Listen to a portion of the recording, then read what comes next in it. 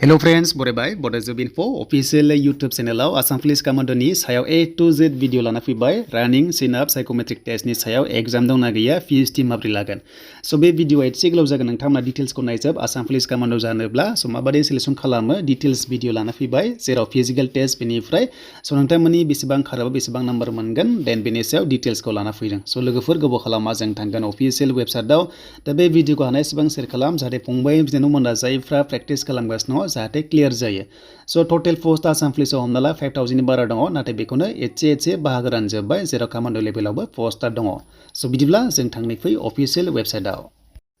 दा एबी कमान्डोआ मोननै रोखोमनि दङ so खायसे आन्दायो एबी आव एसआई कमान्डोबो दङ बेनिफ्राय कनस्टेबल एबी बेटालियनबो दङ दा जोङो डिसकास खालामगोन 10 फार्स्ट लेभेलनिखौ नैबे फार्स्टनि जाबाय एसआई लेभेलाव डिग्री फार्स्टआवबो 51 भेकेन्सिस दङ बे जाबाय कमान्डो लेभेलाव नाथाय जों दायो डिटेल्सखौ लाना फैदों बेनो जाबाय 164 भेकेन्सि आसाम पुलिस कमान्डो 10 बेयाव 10 फार्स्ट जाबानो खालामनो हायो 10 फार्स्ट आनजा नोंथांमोना डिग्री फार्स्ट आनजा एबा नोंथांमोना एचएस पास आनजा नाथाय बैसो गोरोबनांगोन अब्लानो नोंथांमोना खालामनो हायो देन बिदिबा जों अफिशियेल नोटिफिकेशन बेयाव भिउ खालामबाय सो बेयाव खालामनाय लोगो सेलेरिया जोबोर मोजां आसाम पुलिस कमान्डोआव कनस्टेबलआव जि मोनो 14000 निफ्राय 60500 प्लस ग्रेड पे दंबावो 5600 नोंथांमोना मैक्सिमाम बिदि मोननो हायो लास्ट डेटआ 1 नभेम्बर एप्लाइ जागोन 15 अक्ट'बराव सो बेनिफ्राय एसटीपी आव दङ 16 भेकेन्सि मोजां भेकेन्सि दं होनजायो सो बेनिफ्राय स्पोर्ट्स पार्सनाव 8 रिजर्वेशन दङ सो जोङो बेखौ नायनो हागोन 156 नि गेजेराव एसटीपी आव 16 देन आनरिजार्भआव 77 भेकेन्सि दङ so बेनिफ्राय स्पोर्ट्सनि केटेगरि दङ so नोंथांमोना जायफ्रा बेफोरबादिनिफ्राय गेलेनाय दङ हमना ला गोबां रोखोमनि दङ बेखौ नायबानो जाबाय एन्ड बेनिफ्राय आईओसी बेनिफ्राय आईओए तो बेनो जाबाय इन्डियान स्पोर्ट्स अर्गानाइजेशननिफ्राय हमना ला रिकगनाइज जानाय हमना ला स्पोर्ट्स अफ इन्डियान अलिम्पिक दङ देन बेनिफ्राय इन्डियान अलिम्पिक कमिटि दङ so बेयाव नोंथांमोना रिकगनाइज जानायनिफ्राय देरहाबोनाय जानांगोन मेडेलानो जा बा नोंथांमोना टीम हिसाबैनो जा बा इन्डिभिजुअलानो जा अब्ला नोंथांमोना बेवहाय माखासे रिजार्वेशन दङ so बेखौ नायना लाबानो जाबाय so बे मेक्सिमाम थाया जेबो टेनसन दाला जायफ्रानोखि जेनेरेल टेनसन दाला so बेनिफ्राय मोनसे माखासे नोट दङ बेखौ नोंथांमोना क्राइटेरियाखौ नायोबा नोंनि नामा एमप्लयमेन्ट एक्सचेन्जआव रेजिस्टार थानाय जानांगोन so बेखायनो एमप्लयमेन्ट एक्सचेन्जआव नोंथांमोना रेजिस्टार खालामना ला जुदि गैयाबा सानसेयावनो हायो तो नोंथांमोना आधार कार्डजों एप्लाइ खालामनांगौ अब्लानो नोंथांमोना मेलाव मोनगोन सानसेयावनो बेयाव नोंथांमोना रेजिस्टार जागोन so बेखौ जाहाथे खालामना लायो जे फिउचाराव जाहाथे प्रब्लेम जायै बायदि so बेनिफ्राय एसामिस रोंनाय जानांगोन होनना बुंदों माने बेखौथ' रोंखागौ बयबो so बेनिफ्राय नोंथांमोना बर' रोंबाबो जागोन टेनसन गैया जास्ट मोनसे लेंगुवेज नोंथांमोना रोंबानो जागोन बाट एसामिसखौ बांसिन प्रायोरिटी होदों एन्ड बैसो तो बैसो होनोबा मिनिमाम 18 इयार्स नाथाय जोंनि एसटीआ एसे बारा मोनो बेवहाय 21 होनदों नाथाय जोंनि एसटीआ बारा 26 इयार्ससिम मोनगोन नाथाय नैबे डेटजों गोरोबनांगोन दा बेयाव जानुवारि 1 2023 एन्ड बेनिफ्राय जानुवारि 1 2005 नि गेजेराव जोनोम जानाय जानांगोन होनना बुंदों आरो जेब्ला लगइन खालामगोन अब्ला स' जायनोखि एप्लाइ खालामनो हागोन एलिजिबल जागोन आरो हायाबा नट एलिजिबल देखायखागोन so दानिया फिजिकेलाव दा हाइटआ 160.02 हौवाफोरा हिन्जावफ्रा 152 बेनिफ्राय नोंथांमोना साइजखौ नायोबा नर्मेलाव 85 एक्सपेन्ड खालामबा 90 जोंनि एसटीपी आव जाहैनांगोन अब्लासो नोंथांमोना एलिजिबल जागोन नङाबा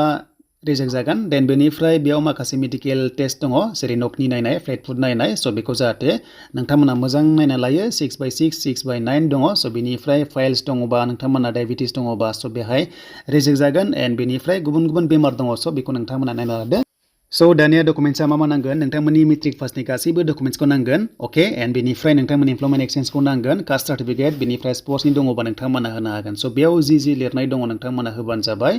दा बे जबा 10 फार्स्ट लेभेल नालाय so बेखायनो 10 फार्स्टनिखौसो आपल'ड खालामनांगोन नों एचएस पासआनो जा डिग्रियानो जा 10 फार्स्टनिखौसो बेयाव नायनाय जागोन ओके एन्ड बेनिफ्राय जोङो डिटेल्सखौ नायबावसै जे नोंथांमोनाहाय ओरैबायदि जे सासे केन्डिडेटआ मोननै मोनथाम एप्लाइ खालामनानै गुबुन जायगायाव खारहैयोबा so नोंथांमोनखौ मोनोबा जायगायावनो केन्सेल खालामनाय जागोन थ' नोंथांमोना बे खामानिखौ दामाव मोनसेल' इन्टारभिउ होनो हागोन so बेनिफ्राय नेक्स्टआव जों थांसै फिजिकेल टेस्टआव so फिजिकेल टेस्टआव ओरैबायदि जागोन नोंथांमोनखौ गासैबो डकुमेन्ट्सआ अके जायोब्लासो so नोंथांमोनखौहाय रानिं खालामगोन दा बेखायनो रानिंआ माबायदि दङ जों दानिया बेखौ नायनोसैलाय so रानिंआव हौवाफोरनि टटेल मार्क्सआ दङ टटेल फिजिकेल टेस्टआव हमना ला टटेल फिजिकेल टेस्टआव 80 मार्क्सनि दङ आरो हिन्जावफ्रा 16 दङ दा बेयावनो बाहागो रानदों हमना ला हौवाफोरना मोनब्रै टाइपनि जागोन आरो हिन्जावफोरना मोनथाम टाइपनि माखासे टेस्ट जागोन so बेखौ जों दानिया नायगोन मा दं आरो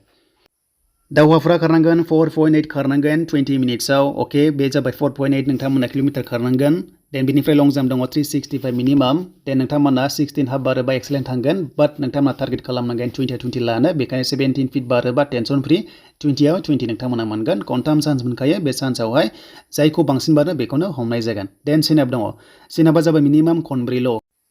दा खनब्रै खालामनो हायोबा 10 ल' मोनगोन बेखायनो खनब्रैल' हायोबा नट क्वालिफाइड जागोन काटअफआव बेखायनो नोंथांमोना 14 बार खालामनांगोन 20 आव 20 मोनो 14 टाइम्स खालामबा नोंथांमोना एक्सेलेन्ट थांगोन 100 मिटार्सखौ नोंथांमोना 15 सेकेन्डनि आन्दाराव कमप्लिट खालामनांगोन क्वालिफाइड जानो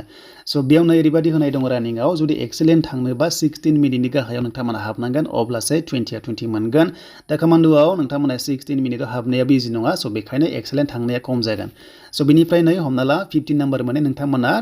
1030 सेकेन्डआव हाबनाय जानांगोन आरो बेबायदि नोंथांमोना 1030 खौहाय 60 जों डिभाइड खालाम अब्लानो बेसेबां मिनिटआव हाबगोन स' बेखौ नोंथांमोना मोननो हागोन देन जास्ट नोंथांमोना क्वालिफाइड जाबा खालि नोंथांमोना 10 नाम्बारल' मोनगोन स' बेखायनो जेने थेनेबाबो कमान्ड' लेभेलाव क्वालिफाइड जानो नाजाथार मानोना रानिंआ जोबोद हार्ड थ' बेखायनो डिसक्वालिफाइड जानाङा जास्ट नोंथांमोना 10 बाबो लानो हागोन एन्ड सिनाबाव 100 मिटाराव नोंथांमोनाहाय मार्क्सखौहाय उथायनो हागोन बा नोंथांमोना दैखोनो हागोन स' बेनिफ्राय दायो नायदो 100 मिटार्सआव नोंथांमोना 15 सेकेन्डनि गाहायाव हाबोब्ला 10 मोनगोन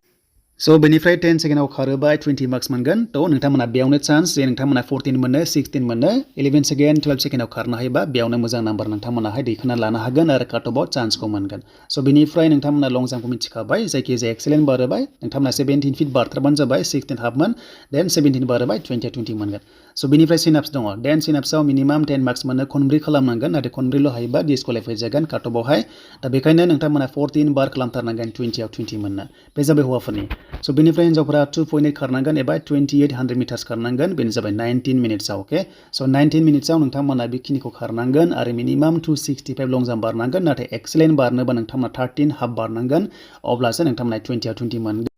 स' 100 मिटार्स दङ नोंथांमोना बेखौहाय स' ओरैबायदि खारनांगोन 18 सेकेन्डनि आन्दाराव हाबथारनांगोन स' अब्लासो नोंथांमोनाहाय क्वालिफाइड जागोन स' बेखायनो जेसेबांनो हायो थाबनो नोंथांमोना हाबनो नाजाथार 100 मिटार्सआवहाय अब्लानो मार्क्सखौ नोंथांमोनाहाय बुरजा मोनहैगोन स' दानिया फिजिकेल टेस्टआव बेसेबां दङ जों दानिया नायनोसै 1:2 लांगोन नालाय नोंथांमोनखौहाय साइक' टेस्टआव स' बेखायनो जाहाथे मोजां काटअफ लायो एन्ड दानिया अभारअल जोङो सिलेक्सन प्रसेसखौ नायोबा जे हौवाफोरना बेसेबां हिन्जावफोरना बेसेबां होनोब्ला स' जों दायो गासैबो डिटेल्सखौ नायनोसै स' आसा खालाम नोंथांमोना बयबो भिडिअखौ बुजिदों जायफ्रानोखि गोदान स्टुडेन्टस फंबाय बिनानावमोना स' हानायसेबां सेयार खालाम जाहाथे बयबो मिथियो स' बेनिफ्राय जों फैबाय दानिया फाइनाल मेरिट लिस्टआव बेसेबां टटेल मार्क्स दङ फिजिकेलाव 80 दङ हौवाफोरा अके एन्ड बेनिफ्राय साइक' टेस्टआव 20 दङ गासै ओभारअल हौवाफोरना 100नि सिलेक्सन प्रसेस जागोन कमान्ड' लेभेलाव 10 फार्स्ट लेभेलनि एन्ड बेनिफ्राय फिजिकेलाव हिन्जावफोरना 60 एन्ड बेनिफ्राय साइक' टेस्टआव 20 गासै 80 टटेल मार्क्स दङ स' नेक्स्ट भिडिअ काटअफ फैगोन काटअफआ बेसेबां थांथावना जों बेनि सायाव डिसकास खालामनानैहाय मोनसे भिडिअ लाबोगोन आरो बे थांगोन अल आसाम एबा स्टेट वाइसआवहाय हमना ला नोंथांमोना आसामनि जेसेबांनाखि केन्डिडेट दङ बेयाव मोनसे काटअफ थांगोन डिस्ट्रिक्ट वाइसआवहाय जानाय नङा दा बेनोमोन आसाम पुलिसनि A to Z भिडिअ स' बेनिफ्राय नेक्स्टआव AB UB कनस्टेबलनि काटअफ फैगोन जे काटअफआ बेसेबां थांथावना देग्लाय एन्ड बेनिफ्राय सिलेक्सन प्रसेसआ ABआव एसे चेन्ज जादों बेनो जाबाय सिनाप दङ स' बिदिबा गोबाव खालामा AB एन्ड UB कनस्टेबलनि नेक्स्ट भिडिअ फैगासिनो दङ बेनिफ्राय SIनि काटअफ फैगासिनो दङ बेनिफ्राय गुबुन जबनि आपडेट फैगासिनो दङ